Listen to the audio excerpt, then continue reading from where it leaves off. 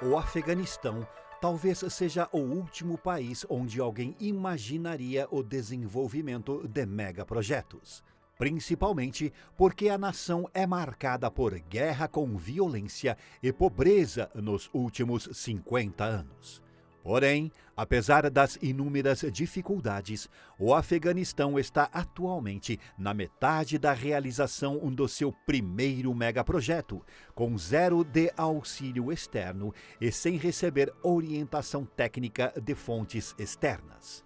O empreendimento em questão é um rio artificial denominado Kush Tepa Canal, que, uma vez concluída, será um dos maiores canais de ligação do mundo.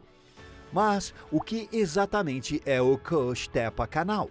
Por que ele está sendo feito? E como a nação conseguiu atingir um marco tão colossal num cenário como esse?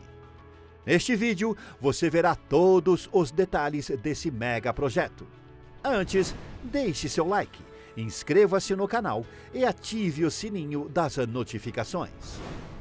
Com 285 quilômetros e uma largura de 152 metros, ele é um projeto de rio artificial de 8,5 metros de profundidade, situado no norte do Afeganistão.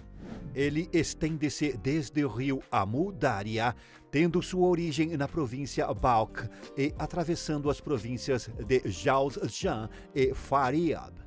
Cerca de metade da extensão total do canal já foi concluída, e o restante está em processo de construção, avançando com considerável velocidade devido à persistente crise de escassez de água e alimentos em todo o país.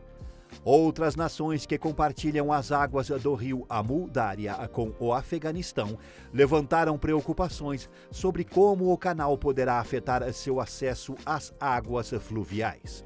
Porém, o Afeganistão assegurou que não permitirá tal impacto e esclareceu que, como a única nação que não se beneficia diretamente das águas do rio, possui o direito de utilizar a sua parte apropriada.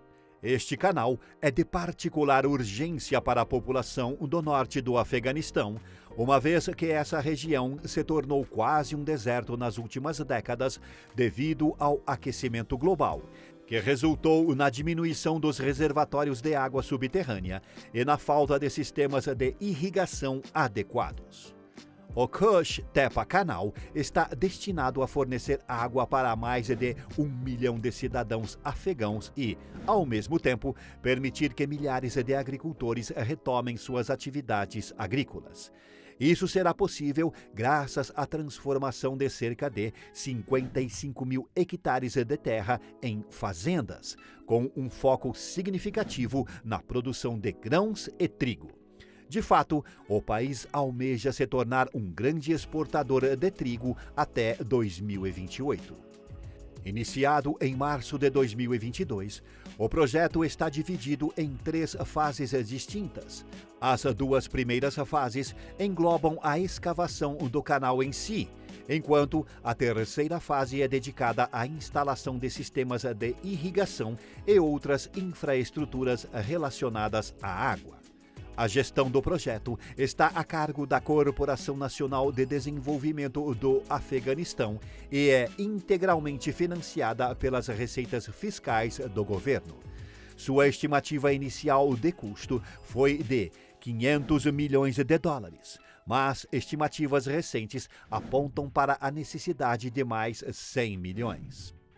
Diante de equipamentos obsoletos, um número limitado de engenheiros experientes e a ausência de auxílio externo, fica evidente o feito extraordinário dos afegãos na realização desse monumental projeto. Embora alguns meios de comunicação asiáticos tenham levantado críticas sobre os métodos empregados na construção do Kush Tepa Canal, é importante esclarecer que essas preocupações não têm fundamento. O governo financiou o projeto com base em extensas pesquisas de campo e análises de solo, evitando a necessidade de elevadores de água e garantindo a prevenção de inundações sazonais. com a trajetória do canal sendo estrategicamente planejada em terrenos planos, mantendo elevações similares à área-fonte do rio Amu Darya. Eles também tiveram que garantir que o caminho do canal fosse localizado nas terras mais férteis e em proximidade com cidades e vilarejos ao longo do percurso. E com o alinhamento de canal definido, 200 empreiteiras privadas foram mobilizadas para 114 seções, abrangendo a primeira fase com um comprimento total de 108 quilômetros. Isso envolveu aproximadamente 7.000 motoristas de caminhões e operadores de escavadeiras, junto com engenheiros de projeto. Agora, a atenção se volta para a segunda fase, que tem um comprimento total de 177 quilômetros. Em cada uma dessas seções, dezenas de escavadeiras foram alinhadas em uma formação com espaço suficiente entre os caminhões de transporte. Esses caminhões eram então abastecidos e posicionados de maneira organizada para descarregar suas cargas em áreas de menor altitude escolhidas previamente. No processo, foi construído inicialmente um total de 14 portões hidráulicos, cada um coroado por uma ponte para veículos.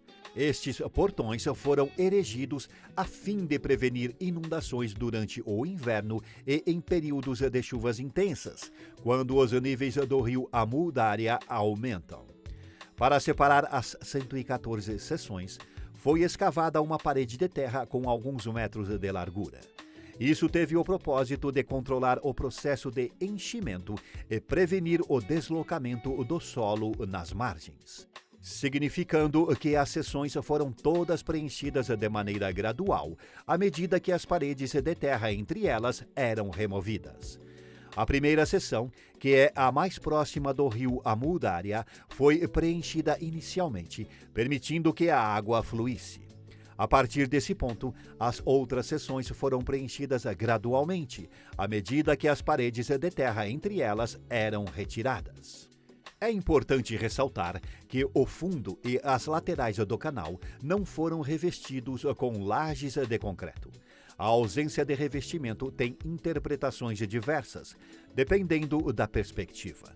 Do nosso ponto de vista, levando em consideração os níveis de água do rio Amu Darya, que não foram afetados após a primeira fase de enchimento do canal, a decisão de não usar lajes de concreto é vantajosa, pois permitirá um potencial de irrigação natural que se estenderá por cerca de 1 quilômetro dos lados do canal. Além disso, resultará em níveis mais elevados de reservatórios de água subterrânea, que servirão como fontes de água de reserva durante períodos de secas severas. Quanto às implicações financeiras, a decisão de não incorporar lajes de concreto foi motivada pelo custo. Introduzir essas lajes teria aumentado o custo do projeto em mais de US$ 1 bilhão, algo que o Afeganistão não tem condições de suportar. Em relação às estruturas, foram construídas 2 pontes de concreto, uma para a rodovia Hairatan-Balkhan e outra para a ferrovia. Vale mencionar que os afegãos optaram por um projeto sólido de lajes de concreto armado, que envolveu concretagem em vez de lajes pré-fabricadas, simplificando o processo de construção. Partes de uma ampla rede de irrigação, os canais subterrâneos foram incorporados após a conclusão da primeira fase. Esses canais foram concebidos para fornecer aos agricultores acesso à água até alguns quilômetros de distância do canal principal. Outras tubulações foram instaladas para conectar com bombas de água em aldeias e cidades vizinhas. Na etapa final da construção, entre 800 mil e 1 milhão de metros cúbicos de solo eram removidos diariamente. Algo incrível, especialmente considerando que grande parte das escavadeiras e caminhões de transporte utilizados eram antigos, remontando em alguns casos à década de 1960. Além disso, milhares de árvores foram plantadas nas margens do canal para fortalecer o solo e prevenir a erosão. Uma área de aproximadamente 20 quilômetros também foi cultivada com diversas culturas, visando testar a eficácia dos sistemas de irrigação e o comportamento do solo. As comunidades próximas ao canal experimentaram um impulso econômico significativo. Milhares de trabalhadores foram empregados, antigas fazendas foram revitalizadas e estradas foram melhoradas. Ao contrário de certos relatos negativos, todos os empreiteiros e seus colaboradores foram e continuam a ser bem remunerados e cumprindo os prazos. Um fenômeno interessante analisado no projeto é a diversidade da força de trabalho, acompanhada por um notável nível de otimismo e felicidade entre os trabalhadores, agricultores e residentes das áreas circundantes. Essas comunidades, há muito tempo afetadas por um ambiente adverso, incluindo guerras, secas, falta de água e pobreza, agora estão experimentando mudanças positivas. Outro fenômeno surpreendente que surgiu com este projeto é a adoção generalizada de painéis solares para abastecer energia em casas e oficinas nas áreas vizinhas. Essas áreas, muitas vezes isoladas do mundo devido à escassez de energia, estão gradualmente se beneficiando de infraestrutura de energia solar em pequena escala.